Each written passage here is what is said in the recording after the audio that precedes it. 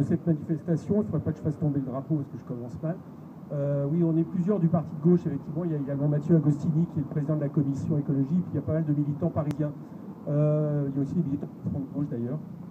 Pourquoi on est là? Tout simplement parce qu'effectivement, c'est une question, ce que posait Nathalie tout à l'heure, c'est pas seulement une question qui concerne Nathalie et ses camarades, c'en est une. Et rien que pour ça, déjà, on devrait être là de toute façon pour les défendre. Mais c'est aussi une question qui défend l'intérêt général.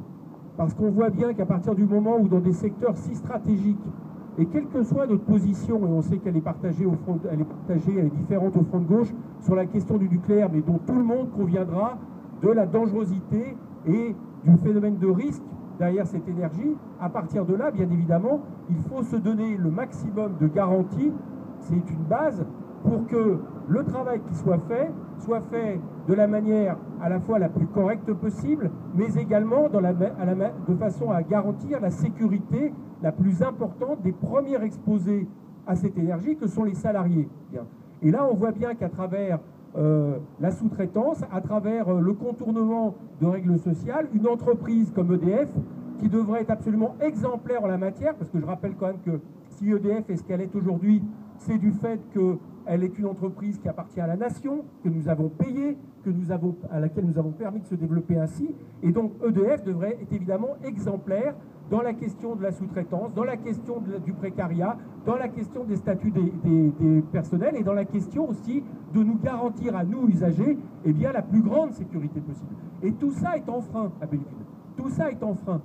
Et tout ça est en frein à Belleville, et on sait qu'à partir du moment où on s'est fait à Belleville, ça peut concerner n'importe quelle centrale. Moi, je suis conseiller régional, il y a une centrale à Nogent. J'estime donc que je ne suis pas seulement concerné en tant que militant du parti de gauche, mais aussi en tant qu'élu régional.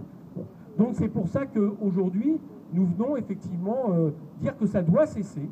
Ça doit cesser, déjà dans l'immédiat, c'est-à-dire effectivement, vous devez être considéré comme du personnel EDF à part entière, donc EDF doit faire ce qu'il faut pour faire ça. Bien. Et je crois que le ministère de l'Environnement devrait être un soutien à ce niveau-là. Et la deuxième chose aussi, ce que nous réclamons de manière plus globale, c'est que EDF, Areva, CEA, toutes les entreprises qui travaillent dans l'énergie soient à nouveau des entreprises 100%, qui appartiennent 100% à l'État et qui soient des entreprises regroupées dans un grand pôle public de l'énergie qui permettront déjà d'avoir une réflexion globale sur la question de l'énergie, premièrement, et qui devrait être une question soumise à la population par référendum, et puis la deuxième chose, qui permettrait effectivement qu'on revienne à des statuts normaux. Je dirais juste en conclusion, parce que l'introduction qui a été faite, c'était sur le fait qu'effectivement, pour le parti de gauche, pour le front de gauche en général d'ailleurs, on tient à être là dans les luttes sociales. Bon. Je crois qu'on vit une période qui est assez inquiétante à ce niveau-là. Je suis arrivé en retard, pourquoi? Parce que nous venons de faire partir un communiqué ce matin pour 5 syndicalistes à Roanne qui étaient concernés théoriquement par l'amnistie sociale. Ils ont juste un jour graffité le nom sur quelque chose vis-à-vis de Sarkozy sur un mur de sous-préfecture au moment du grand mouvement des retraites.